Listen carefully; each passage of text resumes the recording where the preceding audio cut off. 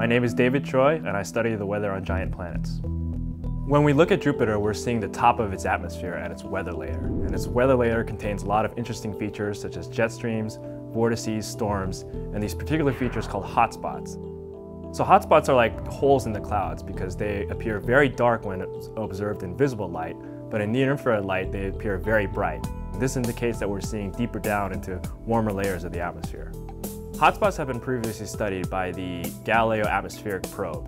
In 1995, the spacecraft released a probe that descended into Jupiter's atmosphere, specifically at a hotspot. And this probe made the first in-situ measurements and the only in-situ measurements of Jupiter that exist today. So it's very important to understand how hotspot meteorology works in order to place these in-situ measurements from the Galileo probe in its proper context. In 2000, the Cassini spacecraft flew past Jupiter and created a series of still images that we compiled into time-lapse movies of Jupiter's atmosphere. Using these movies, we observed Rossby waves that caused north-south meanders in a jet stream south of the equator. With new movies, we instead focused on hotspots.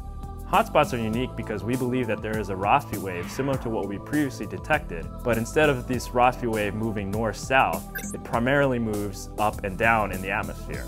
The downward portion of the wave pushes air down into warmer layers of the atmosphere. This causes any clouds that are embedded within the wave to evaporate and prevents further clouds from forming.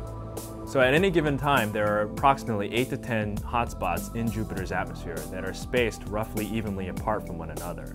We believe that each of the downward portions of this Rossby wave corresponds to the hotspots that we see on Jupiter.